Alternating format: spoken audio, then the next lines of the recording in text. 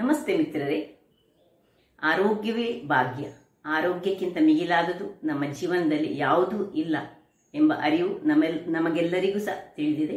ಹಾಗಿರುವಾಗ ಇವತ್ತು ನಾನು ನನ್ನ ಅಡಿಗೆ ಮನೆಯಲ್ಲಿ ಒಂದು ಆರೋಗ್ಯಭರಿತವಾದ, ಯಾರಿಗೆ ಕೆಂಪು ರಕ್ತ ಕಣ ಅಂದರೆ ಹೆಮೋಗ್ಲೋಬಿನ್ ಇದ್ದು ಕೊರತೆ ಉಂಟು ಅಂಥವರು ಈ ಒಂದು ಸೂಪನ್ನು ವಾರದಲ್ಲಿ 3 ದಿವಸ ಮಾಡಿ ಕುಡಿದ್ರೆ 1 ತಿಂಗಳೊಳಗೆ ನಿಮ್ಮ ಬ್ಲಡ್ ಕೌಂಟ್ಸ್ ಅಂದರೆ ಕೆಂಪು ರಕ್ತ ಕಣಗಳು ಹೆಚ್ಚುತ್ತದೆ.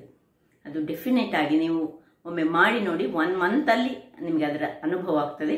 ಮತ್ತು ಆರೋಗ್ಯಕ್ಕಂತೂ ಬಹಳ ಉತ್ತಮ, ಯಾವುದೇ ಅಡ್ಡ ಪರಿಣಾಮಗಳಿಲ್ಲದಂತಹ ಈ ಒಂದು ಸೂಪನ್ನು ಹೇಗೆ ಮಾಡುವುದು, ಅದಕ್ಕೆ ಏನೆಲ್ಲ ಸಾಮಗ್ರಿಗಳು ಬೇಕು ಎಂದು ನೋಡುವ ಮೊದಲು ಯಾರೆಲ್ಲ ನನ್ನ ಚಾನಲನ್ನು ನೋಡ್ತಿದ್ದೀರಿ, ಯಾರೆಲ್ಲ ಇನ್ನೂ ಸಬ್ಸ್ಕ್ರೈಬ್ ಮಾಡಿಲ್ಲ, ದಯವಿಟ್ಟು ಸಬ್ಸ್ಕ್ರೈಬ್ ಮಾಡಿ ಸಪೋರ್ಟ್ ಮಾಡಿ ಅಂತ ಹೇಳುತ್ತಾ ಬನ್ನಿ ಈ ಸೂಪನ್ನು ಹೇಗೆ ಮಾಡುವುದು ಎಂದು ನೋಡೋಣ. ನಮಸ್ತೆ ಮಿತ್ರರೇ. ಇವತ್ತು ಒಂದು ಯಾರು ರಕ್ತಹೀನತೆಯಿಂದ ಬಳಲ್ತಿದ್ದೀರಿ ಅಂಥವರಿಗೆ ಒಂದು ಬಹಳ ಉಪಯುಕ್ತವಾದ ಒಂದು ಸೂಪ್ ಅಂತ ಹೇಳ್ಬೋದು. ಇದನ್ನು ವಾರದಲ್ಲಿ 2 ಸರಿಯ 3 ಸತಿಯ ಕುಡಿದ್ರೆ ರಕ್ತದಲ್ಲಿರುವ ಹಿಮೋಗ್ಲೋಬಿನ್ ಅಂಶ ಬಹಳ ಕೂಡಲೇ ಹೆಚ್ಚುತ್ತದೆ. ಹಾಗಿರುವಾಗ ನೋಡಿ, ಇದರಲ್ಲಿ ನಾನು ಒಂದು ಸಣ್ಣ ತುಂಡು ಬೀಟ್ರೂಟ್ ತೆಗೆದುಕೊಂಡಿದ್ದೇನೆ. ಈ ಟೊಮ್ಯಾಟೊ, ಒಂದು ಸಣ್ಣ ಟೊಮ್ಯಾಟೊ, ಒಂದು ಸಣ್ಣ ನೀರುಳ್ಳಿ, 5-6 ಕರಿಮೆಣಸು, ಸ್ವಲ್ಪ ಉಪ್ಪು ಬೇಕು ನಮಗೆ, ಉಪ್ಪಿನ ಹುಡಿ ಬೇಕು ನೋಡಿ, ಉಪ್ಪಿನ ಹುಡಿ ಇಟ್ಕೊಂಡಿದ್ದೇನೆ ಇಲ್ಲಿ. ಇನ್ನು ಇಂತಹ ಸೋರೆ, ಊರಿನ ಸೋರೆ ಸಿಕ್ಕಿದ್ರೆ ಬಹಳ ಒಳ್ಳೆಯದು, ಇಲ್ಲದಿದ್ದರೆ ಹೀಗೆ ಬೇರೆ ಬರುವ ನಾಟಿ ಅಲ್ಲದಿದ್ದರೆ ಸಹ ಬೇರೆ ಸೋರೆಕಾಯಿ ಸಹ ಆಗ್ತದೆ. ಈಗ ಇದರಲ್ಲಿ ಇಷ್ಟು ದೊಡ್ಡದು ಬೇಡ ನಮಗೆ, ಒಂದು ಸಣ್ಣ ತುಂಡನ್ನು ನಾನು ಕಟ್ ಮಾಡಿಕೊಳ್ತೇನೆ. ಎಷ್ಟು ದೊಡ್ಡದು ಬೇಕಂತ ಹೇಳ್ತೇನೆ. ಒಂದು ಸಣ್ಣ ಕೆಲವು ಪೀಸಸ್ ಸಾಕು ನಮಗೆ.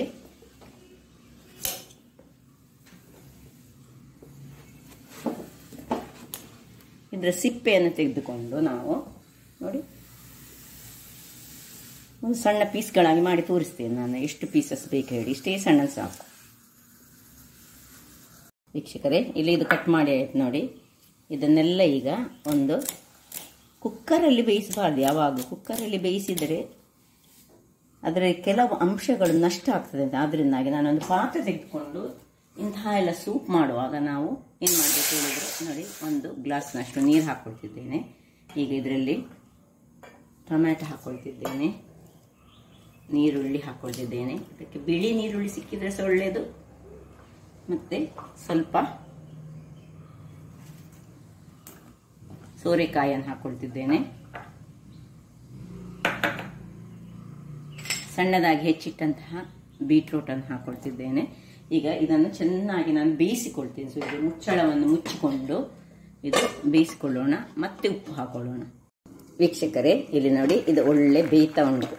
ಈ ಹೊತ್ತಿನಲ್ಲಿ ನಾನು ಇದಕ್ಕೆ ಒಂದು ಸಣ್ಣ ತುಂಡು ಈ ಜಜ್ಜಿಟ್ಟಂತಹ ಶುಂಠಿಯನ್ನು ಹಾಕ್ಕೊಳ್ತಿದ್ದೇನೆ ಮತ್ತು ಉಪ್ಪನ್ನು ಹಾಕಿ ಒಂದು ಪಿಂಚ್ ಆಫ್, ತುಂಬ ಉಪ್ಪು ಹಾಕ್ಲಿಕ್ಕೆ ಹೋಗಬೇಡಿ, ಮತ್ತು ನಮ್ಮ ಸೂಪ್ ತುಂಬ ಉಪ್ಪು ಆಗ್ತದೆ. ಸ್ವಲ್ಪ ಉಪ್ಪು ಹಾಕ್ಕೊಂಡು ಇದನ್ನು ನಾವು ಪುನಃ 1-2 ನಿಮಿಷ ಮುಚ್ಚಿ ಬೇಯಿಸಲು ಬಿಡೋಣ. 1-2 ನಿಮಿಷಗಳ ಬಳಿಕ ಸಾಕು, ಇದಿಷ್ಟು ಬೆಂದರೆ ಸಾಕು ವೀಕ್ಷಕರೇ.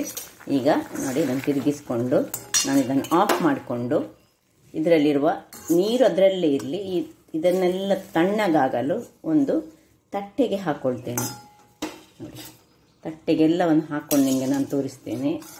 ಅಥವಾ ನೀವು ಸ್ಟ್ರೈನ್ ಸಹ ಮಾಡಿಕೊಳ್ಬೋದು. ಹೀಗೆ ಇದರಿಂದ ತೆಗೆದು ಈಗ ನಾನು ಎಲ್ಲವನ್ನು ತಣ್ಣಗಾದ ಮೇಲೆ ಒಂದು ಗ್ರೈಂಡ್ ಮಾಡಲಿಕ್ಕೆ ಉಂಟು. ವೀಕ್ಷಕರೇ, ಇಲ್ಲಿ ನೋಡಿ, ಇದು ಈಗ ತಣ್ಣಗಾಗಿದೆ. ಈ ನೀರು ನೋಡಿ ನಾನು ಹಾಗೆ ಇಟ್ಟುಕೊಂಡಿದ್ದೇನೆ. ಬೇಕಿದ್ರೆ ಈಗ ಗ್ರೈಂಡ್ ಮಾಡುವಾಗ ಸ್ವಲ್ಪ ನೀರನ್ನು ಹಾಕ್ಕೊಳ್ಬೋದು. ನಾನೊಂದು ಮಿಕ್ಸಿಯನ್ನು ತೆಗೆದುಕೊಂಡು ನೋಡಿ ಇದರಲ್ಲಿ ಇದನ್ನು ತಣ್ಣಗಾದದನ್ನು ಹಾಕ್ಕೊಳ್ತಿದ್ದೇನೆ. ಬೇಕಿದ್ದರೆ ಇದರದ್ದೇ ಸ್ವಲ್ಪ ಸೂಪಿನ ನೀರನ್ನು ನಾವು ಹಾಕೊಳ್ಳೋಣ. ಇದನ್ನೀಗ ನಾನು ಒಳ್ಳೆ ಫೈನಾಗಿ ಗ್ರೈಂಡ್ ಮಾಡಿ ತರ್ತೇನೆ. ವೀಕ್ಷಕರೇ, ಇಲ್ಲಿ ನೋಡಿ, ಇಷ್ಟು ಫೈನಾಗಿ ಗ್ರೈಂಡ್ ಆಗಬೇಕು. ಈಗ ನಾವು ಇದನ್ನೊಂದು ಇದಕ್ಕೆ ತೆಗೆದುಕೊಳ್ಳೋಣ.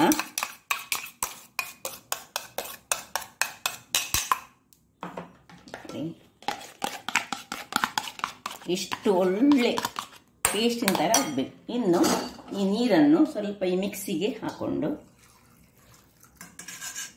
ನಾವು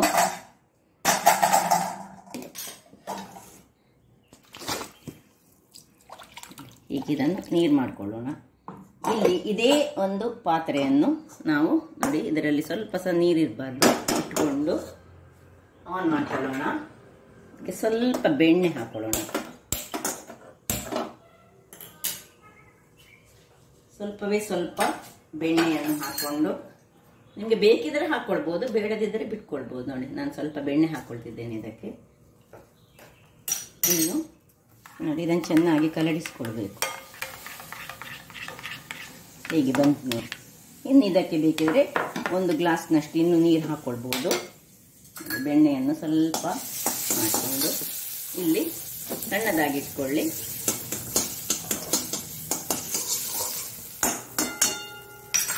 ಇದನ್ನು ಇದಕ್ಕೆ ಹಾಕೊಳ್ಳೋದು. ಇನ್ನು 1 ಗ್ಲಾಸ್ನಷ್ಟು ದಪ್ಪ ಬೇಕಿದ್ರೆ ದಪ್ಪ ಸಹ ಕುಡಿಬೋದು, ನೀರು ಬೇಕಿದ್ರೆ ನೀರಾಗಿ ಸಹ ಕುಡಿಬೋದು. ನೋಡಿ, ಪುನಃ ಸ್ವಲ್ಪ ಮಿಕ್ಸಿಗೆ ನೀರು ಹಾಕ್ಕೊಂಡು ಇದನ್ನು ಇದರಲ್ಲಿ ಹಾಕಿ ಇದರಲ್ಲಿರುವ ಅಂಶಗಳನ್ನೆಲ್ಲ ತೆಗೆದುಕೊಳ್ತಿದ್ದೇನೆ. ನೋಡಿ, ಇದರಲ್ಲಿ ಸೋರೆಕಾಯಿ ಇರುವುದರಿಂದಾಗಿ ದೇಹಕ್ಕೆ ಬಹಳ ಉತ್ತಮ ಸಹ. ಇನ್ನು ಈ ಒಂದು ಪೆಪ್ಪರ್ ಕಾರ್ನ್ಸ್ ಅನ್ನು ನಾನು ಏನು ಮಾಡ್ತಿದ್ದೇನೆ ನೋಡಿ, ಸ್ವಲ್ಪ ಕ್ರಷ್ ಮಾಡ್ಕೊಳ್ತೇನೆ. ನಿಮ್ಮ ಹತ್ರ ಪೆಪ್ಪರ್ ಕಾರ್ನ್ಸ್ ಇರದಿದ್ದರೆ ನೀವು ಪೆಪ್ಪರ್ ಪೌಡರ್ಸ್ ಯೂಸ್ ಮಾಡ್ಕೊಳ್ಬೋದು. ಇದನ್ನು ಸ್ವಲ್ಪ ಮುಚ್ಚಿಕೊಳ್ಳೋಣ. ಇಲ್ಲಿ ಇದನ್ನು ಗುದ್ದಿಕೊಳ್ತೇನೆ. ಗುದ್ದಿಕೊಂಡು ಹಾಕಿದರೆ ಬಹಳ ಉತ್ತಮ ಯಾವಾಗಲೂ.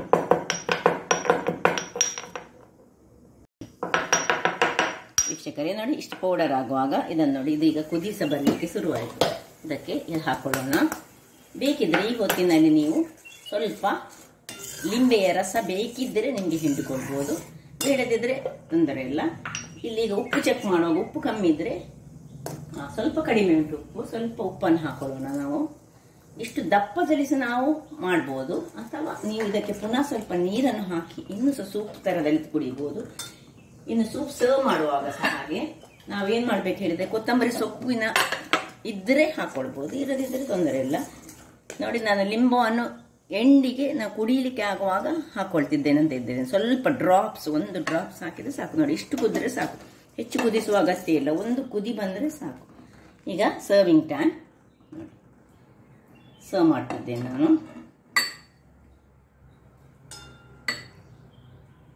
ನೋಡಿ, ಏನು ಚೆನ್ನಾಗಿ ಬಂದಿದೆ, ಬಹಳ ಆರೋಗ್ಯಯುತವಾದದ್ದು. ಇದನ್ನು ನೀವು ಕಂಟಿನ್ಯೂಸ್ 1 ತಿಂಗಳು, 1 ವಾರದಲ್ಲಿ 3 ದಿನ ತೆಗೆದುಕೊಂಡ್ರೂ ಸಾಕು. ಯಾರ ರಕ್ತದಲ್ಲಿ ಹಿಮೋಗ್ಲೋಬಿನ್ ಕಮ್ಮಿ ಉಂಟು ಅಂಥವರು ಅದರ ಹಿಮೋಗ್ಲೋಬಿನ್ ಮತ್ತೆ ಹೋಗಿ ಚೆಕ್ ಮಾಡಿ, ನಿಮಗೆ ಗೊತ್ತಾಗ್ತದೆ. ಹಾಗಿರುವಾಗ ನೋಡಿದ್ರಲ್ಲ ವೀಕ್ಷಕರೇ, ಬಹಳ ಸುಂದರವಾದ ಹಾಗೂ ಆರೋಗ್ಯಭರಿತವಾದ, ಕಲರ್ಫುಲ್ ಅಂತ ಸಹ ಹೇಳ್ಬೋದು. ಇದನ್ನು ಒಂದು ಮಿರಾಕಲ್ ಸೂಪ್ ಅಂತಲೇ ಹೇಳ್ಬೋದು.